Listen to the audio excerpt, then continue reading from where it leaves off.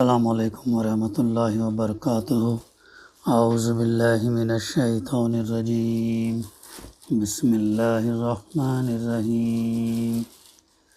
ذالک لیعلم انی لم اخنہ بالغیب وان اللہ لا یہدی کید الخائنین وما ابرئ نفسی ان النفس لامارۃ بالسوء الا ما رحم ربی ان ربی غفور رحیم۔ وقال الملک ائتونی بہ استخلصہ لنفسی فلما کلمہ قال انک اليوم لدینا مکین امین۔ قال اجعلنی علی خزائن الارض انی حفیظ علیم۔ صدق اللہ العلی العظیم۔ رب اشرح لی صدری ویسر لی امری واحلل عقدۃ من لسانی یفقہوا قولی رب زدنی علما۔ سورہ یوسف کی تفسیر کا سلسلہ الحمدللہ جاری ہے۔ گزشتہ ہمارے مطالعے میں بات آئی کہ جب یوسف علیہ السلام نے بادشاہ کے خوابوں کی تعبیر بتائی ان کے بادشاہ کے فرزدادے کو، تو بادشاہ نے کہا کہ یوسف علیہ السلام کو میرے پاس لے آؤ۔ تب یوسف علیہ السلام نے کہا اپنے بادشاہ کے پاس واپس جاؤ اور اس سے پوچھو کہ ان عورتوں کا کیا معاملہ تھا جنہوں نے اپنے ہاتھ کاٹ لیے تھے۔ میرا رب تو ان کی مکاری سے واقف ہی ہے۔ اس پر بادشاہ نے ان عورتوں سے دریافت کیا تمہارا کیا تجربہ ہے اس وقت کا جب تم نے یوسف علیہ السلام کو رجھانے کی کوشش کی تھی؟ سب عورتوں نے ایک زبان ہو کر کہا حاشا للہ، ہم نے تو اس میں بدی کا شائبہ تک نہ پایا۔ یہ تھی یوسف علیہ السلام کی سیرت، یہ تھے وہ اخلاق۔ عزیز مصر کی بیوی بول اٹھی اب حق کھل چکا ہے، وہ میں ہی تھی جس نے اس کو پھسلانے کی کوشش کی تھی، بے شک وہ بالکل سچا ہے۔ ہم یہ دیکھتے ہیں کہ یوسف علیہ السلام تنہا ایمان کی بل پر، اپنے سیرت کی بل پر، اپنے اخلاق کی بل پر پورے ملک کو جو ہے انہوں نے بدل دیا۔ شرک سے توحید میں لے کر آئے، پورے ملک کو انہوں نے تبدیل کر دیا۔ تو کتنا زبردست ایمان تھا، کتنی زبردست سیرت تھی اور کتنا زبردست ان کے اخلاق تھے جس کے بل بوتے پر پورے ملک کو جو ہے انہوں نے تبدیل کر دیا۔ یہ بہت اہم سبق ہمیں یوسف علیہ السلام کی سیرت سے ملتا ہے۔ اسی طریقے سے اللہ کے رسول صلی اللہ علیہ وسلم بھی تنہا پورے عرب ملک کے اندر کلمہ توحید کو عام کر دیے، پورا عرب لا الہ الا اللہ سے گونجنے لگا۔ اب اس کی بات کی آیتیں ہیں۔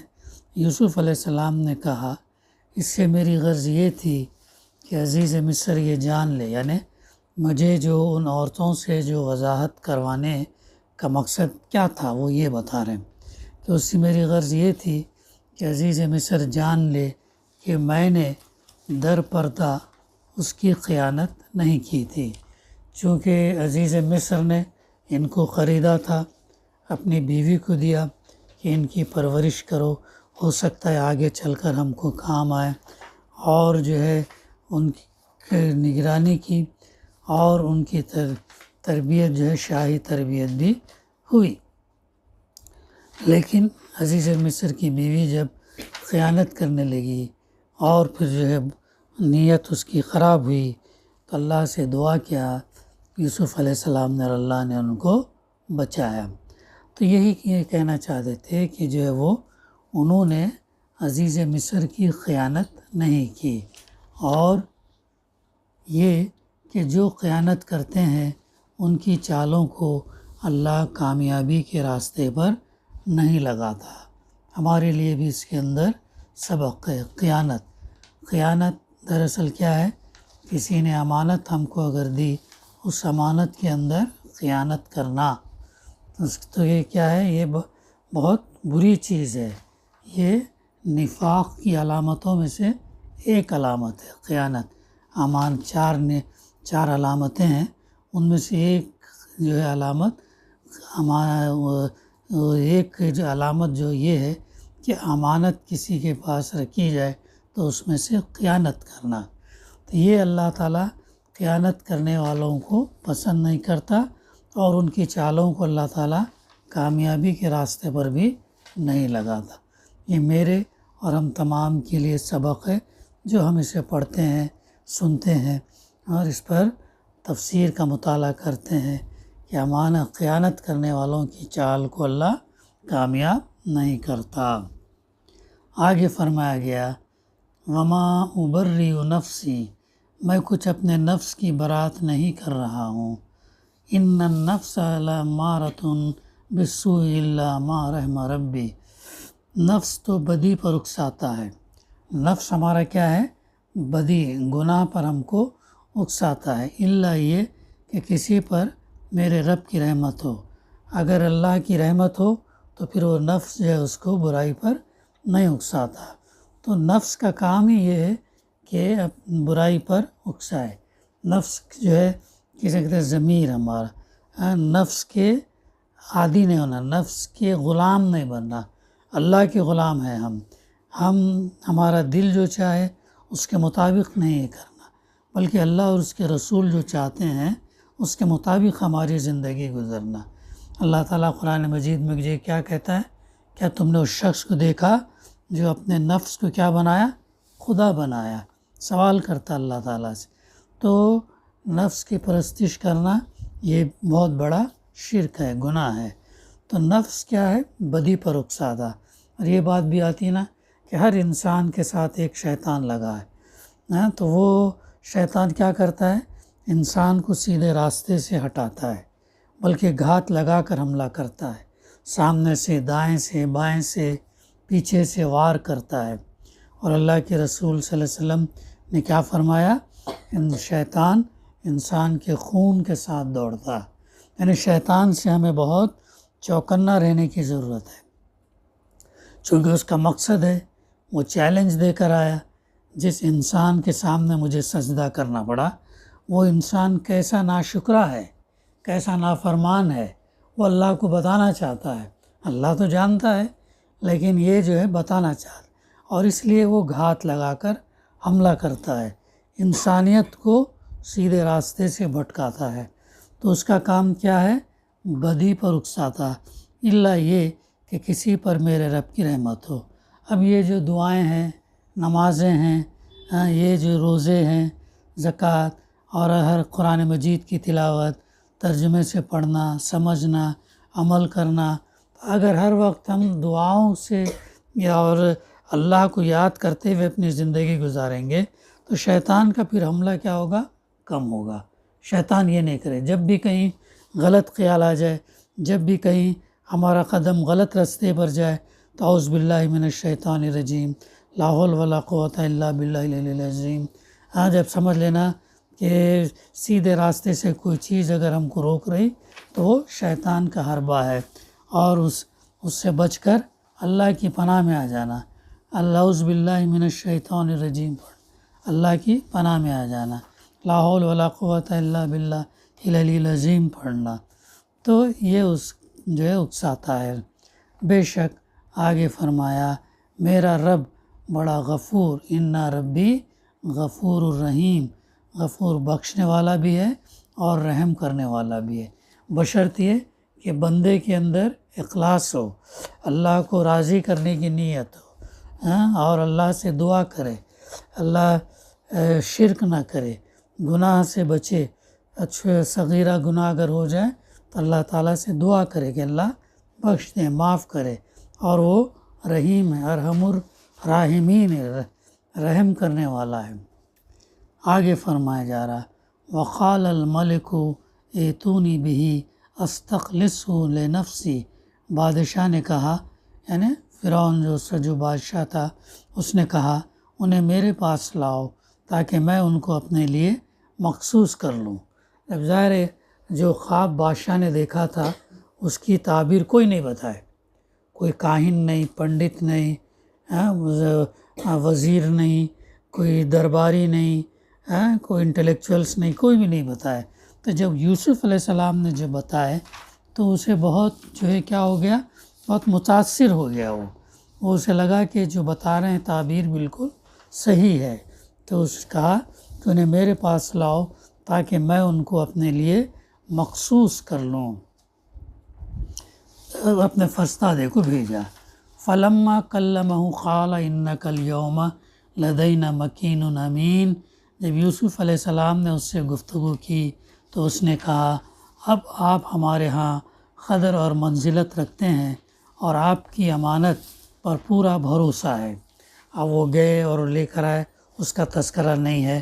جب یوسف علیہ السلام نے گفتگو کی تو کیا کہا، اب یوسف علیہ السلام آپ ہمارے ہاں قدر اور ایک مقام ہے، ایک ریسپیکٹیبل پوزیشن ہے رکھتے ہیں اور آپ کی امانت پر پورا بھروسہ ہے۔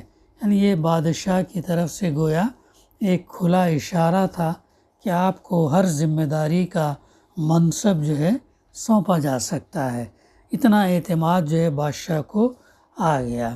تو یوسف علیہ السلام نے کہا قال اجعلنی علی خزائن الارض انی حفیظ علیم۔ یوسف علیہ السلام نے کہا ملک کے خزانے میرے سپرد کیجیے، میں حفاظت کرنے والا بھی ہوں اور علم بھی رکھتا ہوں۔ یہاں پر جو ہے یوسف علیہ السلام فائنانس، مالیات کا عہدہ مانگے۔ اس نے کہا جو ہے کیا کہا تھا بادشاہ نے، آپ ہمارے یہاں قدر اور منزلت رکھتے ہیں اور آپ کی امانت پر پورا بھروسہ ہے۔ تو یوسف علیہ السلام نے جو ہے کیا کہا، خزانے میرے سپرد کیجیے، جو ملک ہے اس کے خزانے میرے سپرد کیجیے، میں اس کی حفاظت بھی کروں گا اور اس کی جانکاری بھی میں رکھتا ہوں، علم بھی رکھتا ہوں، نالج بھی مجھے ہے۔ یہ یوسف علیہ السلام نے مانگ کر لیے ان سے، جو اللہ تعالیٰ کہاں سے کہاں یوسف علیہ السلام کو پہنچایا۔ کنویں سے غلام بنا کر بیچے گئے، مصر میں بیچے گئے، مصر کے عزیز مصر کے محل میں رہے، جیل میں رہے، 10-12 سال جیل میں رہے، تعبیر بتانے کے بعد جیل سے آزاد ہوئے۔ اللہ تعالیٰ نے کیسے ان کو اس عزیز مصر کے پوزیشن پر لے کر آیا، یہ ہم کو جو ہے سمجھنے کی، اللہ کیسے ہے نا مسبب الاسباب ہے، وہ کیسے اپنے منصوبے کو جو ہے پورا کرتا اللہ ہی بہتر جانتا۔ ہمیں اس پر ایمان ہونا، یقین ہونا، بس یہ ہے کہ ہم سیدھے راستے پہ چلنا، اس کے بتائے طریقے پر چلنا اور زبان سے اور عمل سے اس کا شکر ادا کرنا۔ اب اس میں تفسیر ہے تھوڑی سی، مولانا لکھتے ہیں اس سے پہلے جو توضیحات گزر چکی ہیں ان کی روشنی میں دیکھا جائے تو صاف نظر آئے گا کہ یہ کوئی نوکری کی درخواست نہیں تھی جو کسی طالب جان وقت کے بادشاہ کا اشارہ پاتے ہی جھٹ سے پیش کر دی ہو۔ در حقیقت یہ اس انقلاب کا دروازہ کھولنے کے لیے آخری ضرب تھی۔ انقلاب، تبدیلی کا، جو تبدیلی لانا چاہ رہے تھے وہ اقتدار سے، پوزیشن سے، وزیر سے لانا چاہ رہے تھے۔ ظاہر ہے اکیلے اگر یہ کرتے تو پورے ملک کو چینج کرنا ہے نا، پورے ملک کو چینج کیے تو پوزیشن، اقتدار کتنا امپورٹنٹ رول ادا کرتا ہے دیکھو۔ تو اس کی چاہت نہیں تھی بلکہ وہ تبدیلی کے لیے انہوں نے یہ حاصل۔ در حقیقت یہ اس انقلاب کا دروازہ کھولنے کے لیے آخری ضرب تھی جو یوسف علیہ السلام کی اخلاقی طاقت سے پچھلے 10-12 سال کے اندر نشوونما پا کر ظہور کے لیے تیار ہو چکا تھا، اور اب جس کا فتح باب صرف ایک ٹھونکے ہی کا محتاج تھا۔ حضرت یوسف علیہ السلام آزمائشوں کے ایک طویل سلسلے سے گزر کر آ رہے تھے، اور یہ آزمائشیں کسی گمنامی کے گوشے میں پیش نہیں آئی تھیں بلکہ بادشاہ سے لے کر عام شہریوں تک مصر کا بچہ بچہ ان سے واقف تھا۔ سنو ذرا غور سے، ان آزمائشوں میں انہوں نے ثابت کر دیا تھا کہ وہ امانت، راست بازی، حلم، ضبط نفس، عالی ظرفی، ذہانت اور فراست اور معاملہ فہمی میں کم از کم اپنے زمانے کے لوگوں کے درمیان تو اپنا نظیر نہیں رکھتے۔ ان کے جیسا کوئی نہیں تھا، اتنا جو ہے وہ الحمدللہ قابل تھے۔ ان کی شخصیت کے یہ اوصاف اس طرح کھل چکے تھے کہ کسی کو ان سے انکار کی مجال نہ رہی تھی۔ زبانیں ان کی شہادت دے چکی تھی، دل ان سے مسخر ہو چکے تھے، خود بادشاہ ان کے آگے ہتھیار ڈال چکا تھا۔ ان کا حفیظ اور علیم ہونا اب محض ایک دعویٰ نہ تھا بلکہ ایک ثابت شدہ واقعہ تھا جس پر سب ایمان لا چکے تھے۔ اب اگر کچھ کسر باقی تھی تو وہ صرف اتنی کہ حضرت یوسف علیہ السلام خود حکومت کے ان اختیارات کو اپنے ہاتھ میں لینے پر رضامندی ظاہر کریں جن کے لیے بادشاہ اور اس کے ایان سلطنت اپنی جگہ بخوبی جان چکے تھے کہ ان سے زیادہ موزوں آدمی اور کوئی نہیں ہے۔ انہوں نے کیا کیا؟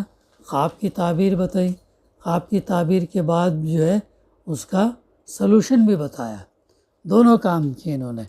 تو اس سے وہ جان گیا کہ جو ان سے زیادہ قابل آدمی وہ کیا بلکہ پورے درباری، وزیر، پنڈت، کاہن، وہ تمام جان گئے کہ ان سے زیادہ قابل آدمی جو ہے وہ کوئی نہیں ہے اور یہ اس عہدے کے لیے مناسب ہے۔ چنانچہ یہی وہ کسر تھی جو انہوں نے اپنے اس فقرے سے پوری کر دی۔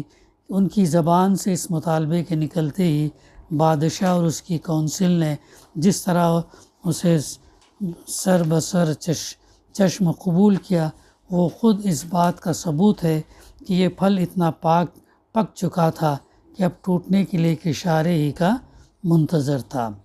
تلمود کا بیان ہے کہ حضرت یوسف علیہ السلام کو حکومت کے اختیارات سونپنے کا فیصلہ تنہا بادشاہی نے نہیں کیا تھا بلکہ پوری شاہی کونسل نے بالاتفاق اس کے حق میں رائے دی تھی۔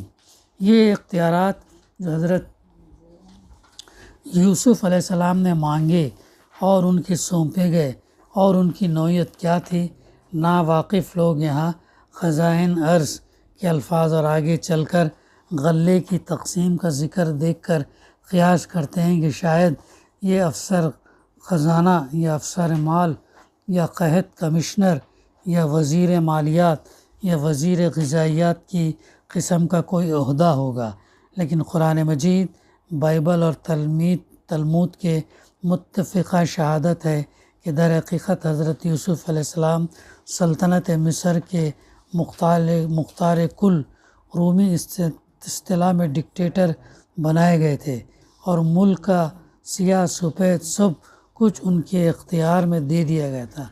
قرآن کہتا ہے کہ جب حضرت یعقوب علیہ السلام مصر پہنچے اس وقت حضرت یوسف علیہ السلام تخت نشین تھے۔ اس وقت کیا تھے؟ تخت نشین تھے۔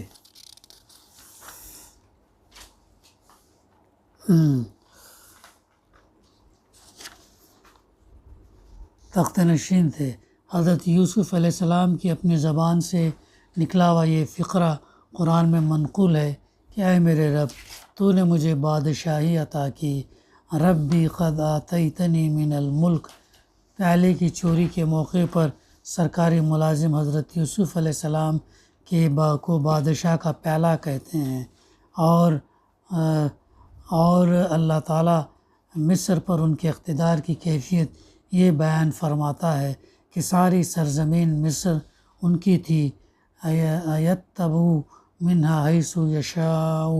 رہی بائبل تو شہادت دیتی ہے کہ فرعون نے یوسف علیہ السلام سے کہا، سو تو میرے گھر کا مختار ہوگا اور میری ساری رعایا تیرے حکم پر چلے گی۔ تخت کا مالک ہونے کے سبب سے میں بزرگ تر رہوں گا۔ دیکھ، میں تجھے سارے ملک مصر کا حاکم بناتا ہوں اور تیرے حکم کے بغیر کوئی آدمی اس سارے ملک مصر میں اپنا ہاتھ پاؤں نہ ہلانے پائے گا۔ اور فرعون نے یوسف علیہ السلام کا نام ذفینات یعنی دنیا کا نجات دہندہ رکھا۔ فرعون نے یوسف علیہ السلام کا نام کیا رکھا؟ زفینات فینفع، تو اس کا ترجمہ دنیا کا نجات دہندہ۔ تو اس طریقے سے ہم یہ دیکھتے ہیں، اور بھی تلمود کا بیان بھی ہے، اور سچ یہ ہے کہ سوال دراصل ایک اور سوال پیدا کرتا ہے جو اس سے زیادہ حضرت یوسف علیہ السلام نے اجعلنی علی خزائن الارض جو فرمایا، تو اس سے ان کی غرض صرف یہ تھی کہ ان کو اللہ تعالیٰ کے احکام جاری کرنے اور حق قائم کرنے اور انصاف پھیلانے کا موقع مل جائے، اور اس کام کو انجام دینے کی طاقت حاصل کر لیں جس کے لیے انبیاء بھیجے جاتے ہیں۔ انہوں نے بادشاہی کی محبت اور دنیا کی لالچ میں یہ مطالبہ نہیں کیا تھا، بلکہ یہ جانتے ہوئے کیا تھا کہ کوئی دوسرا شخص ان کے سوا ایسا نہیں ہے جو اس کام کو انجام دے سکے۔ اور سچ یہ ہے کہ یہ سوال دراصل ایک اور سوال پیدا کرتا جو اس سے زیادہ بھی اہم اور بنیادی سوال ہے، اور وہ یہ ہے کہ حضرت یوسف علیہ السلام آیا پیغمبر بھی تھے یا نہیں؟ اگر پیغمبر تھے تو کیا قرآن میں ہم کو پیغمبری کا یہی تصور ملتا کہ اسلام کا داعی خود نظام کفر کو کافرانہ اصولوں پر چلانے کے لیے اپنی خدمات پیش کرے؟ بلکہ یہ سوال اس پر بھی ختم نہیں ہوتا، اس سے بھی زیادہ نازک اور سخت ایک دوسرے سوال پر جا کر ٹھہرتا، یعنی یہ کہ حضرت یوسف علیہ السلام ایک راست باز آدمی بھی تھے یا نہیں؟ اگر راست باز تھے تو کیا ایک راست باز انسان کا یہی کام ہے کہ قید خانے میں تو وہ اپنی پیغمبرانہ دعوت کا آغاز اس سوال سے کرے کہ بہت سے رب بہتر ہیں یا وہ ایک اللہ جو سب پر غالب ہے، اور بار بار اہل مصر پر بھی واضح کر دے کہ تمہارے ان بہت سے متفرق خود ساختہ خداؤں میں سے ایک یہ شاہ مصر بھی ہے، اور صاف صاف اپنے مشن کا بنیادی عقیدہ یہ بیان کرے کہ فرمانروائی کا اقتدار خدائے واحد کے سوا کسی کے لیے نہیں، مگر جب عملی آزمائش کا وقت آئے تو وہی شخص خود اس نظام حکومت کا خادم بلکہ ناظم اور محافظ اور پشت پناہ تک بن جائے، جو شاہ مصر کی ربوبیت میں چل رہا تھا اور جس کا بنیادی نظریہ فرمانروائی کے اختیارات اللہ کے لیے نہیں بلکہ بادشاہ کے لیے ہیں تھا۔ حقیقت یہ ہے کہ اس مقام کی تفسیر میں دور القطاعت کے مسلمانوں نے کچھ اسی ذہنیت کا اظہار کیا جو کبھی یہودیوں کی خصوصیت تھی۔ یہ یہودیوں کا حال تھا کہ جب وہ ذہنی اور اخلاقی پستی میں مبتلا ہوئے تو پچھلی تاریخ میں جن جن بزرگوں کی سیرتیں ان کو بلندی پر چڑھنے کا سبق دینی تھی، ان سب کو وہ نیچے گرا کر اپنے مرتبے پر اتار لائے تاکہ اپنے لیے اور زیادہ نیچے گرنے کا بہانہ پیدا کریں۔ یہ ہے وہ کام جو یہودیوں نے کیا، یعنی انبیاء کی اتنی اونچی سیرت کو معیار کو گرا کر نیچے لائے تاکہ ان کو موقع ملے کہ وہ بھی نچلی سطح کا کام کریں۔ افسوس کہ یہی کچھ مسلمانوں نے بھی کیا، لکھتے ہیں مفسر۔ انہیں کافر حکومتوں کی نوکری چاکری کرنی تھی، مگر اس پستی میں گرتے ہوئے اسلام اور اس کے علمبرداروں کی بلندی دیکھ کر انہیں شرم آئی، لہٰذا اس شرم کو مٹانے اور اپنے ضمیر کو راضی کرنے کے لیے یہ اپنے ساتھ اس جلیل القدر پیغمبر کو بھی خدمت کفر کی گہرائی میں لے گرے، جس کی زندگی دراصل انہیں یہ سبق دے رہی تھی کہ اگر کسی ملک میں ایک اور صرف ایک مرد مومن بھی خالص اسلامی اخلاق اور ایمانی فراست اور حکمت کا حامل ہو تو تنہا مجرد اپنے اخلاق اور اپنی حکمت کے زور سے اسلامی انقلاب برپا کر سکتا ہے۔ یہ ہے وہ بات جو بہت اہم ہے، ایک مرد مومن اور ایک ایمان والا، خالص اسلامی اخلاق والا، حکمت والا تو تنہا بھی کام کر سکتا۔ یہ بہت بڑی بات ہے، بہت بڑی بات ہے۔ اور یہ کہ مومن کی اخلاقی طاقت بشرط ہے کہ اس کا استعمال جانتا ہو اور اسے استعمال کرنے کا ارادہ بھی رکھتا ہو۔ فوج اور اسلحہ اور سر و سامان کے بغیر بھی ملک فتح کر سکتی ہے اور سلطنتوں کو مسخر کر لیتی ہے۔ یہ ہے جو ہے ان آیات کی تفسیر جو ہے بہت اہم ہے، جس کا مطالعہ بھی ہم نے کیا۔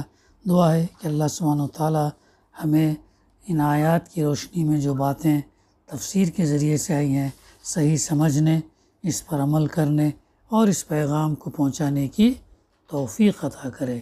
ربنا تقبل منا انک انت السمیع العلیم وتب علینا انک انت التواب الرحیم۔ صلی اللہ تعالیٰ علی خیر خلقہ وعلی آلہ وصحبہ اجمعین والحمد للہ رب العالمین۔